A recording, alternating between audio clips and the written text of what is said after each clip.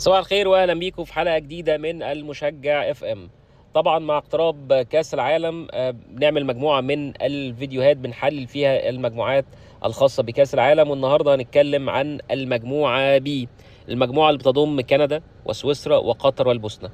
لما تيجي تبص على اسامي الفرق كده في المجموعه، يمكن مفيش اسم كبير، مفيش اسم حتى تاريخي في كأس العالم، مفيش اسم ممكن نقول انه مرشح يوصل دور 8 او يوصل دور نصف النهائي.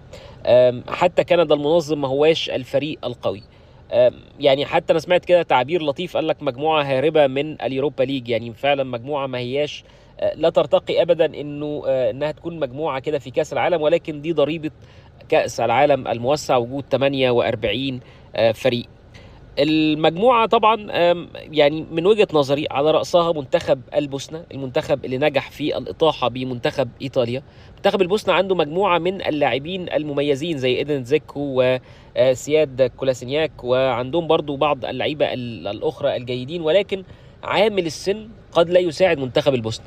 ولكن ده لا يمنع، أكيد منتخب طلع منتخب إيطاليا فهو منتخب جيد إلى حد بعيد. طبعا منتخب كندا وهو المصنف ال30 على العالم. مؤخرا كندا بدأت تغير الاستراتيجية بتاعتها من الاعتماد على اللعيبة المحترفين محليا أو المحترفين في الدوري الأمريكي إلى الاعتماد على المحترفين في أوروبا، طبعا على رأسهم ألفونسو ديفيز لاعب البايرن، وجوناثان لاعب اليوفي.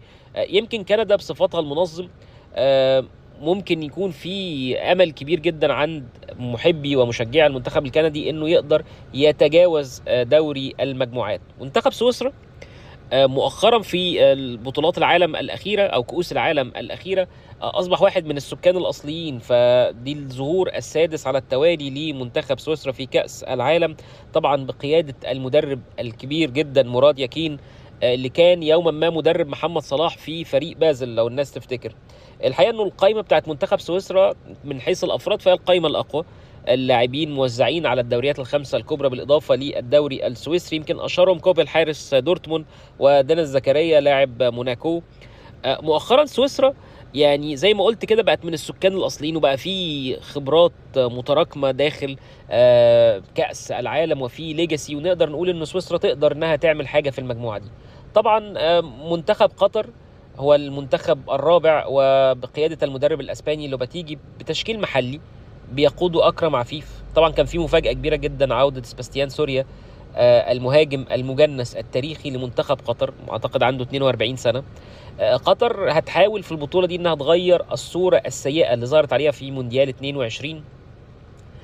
يمكن قطر عندها فرصة، وان كانت فرصة محدودة الى حد ما، يعني في فرصة انه قطر مثلا تقدر تعمل حاجة قدام كندا، ممكن تقدر انها تعطل البوسنة، يعني في بعض الامور، ولكن تحتاج الى جهد كبير وتحتاج برضو الى بعض الحظ. زي ما قلت المجموعة هربانة كده من الدوري الأوروبي، يمكن دي أضعف مجموعة من المجموعات في كأس العالم. بشكل كبير قوي فرص الصدارة ما بين سويسرا والبوسنة، يبقى في صراع ثنائي على الصدارة ما بين الاثنين، وكندا ممكن تقرب منهم لو نجحت انها تعمل حاجة في مباراة سويسرا او مباراة البوسنة. وجهة نظري سويسرا بحكم الخبرات المتراكمة هي الأقرب للصدارة، وهتكون البوسنة في المركز الثاني، وكندا بقى تنتظر مصيرها إما التأهل ضمن أفضل توالت أو لا.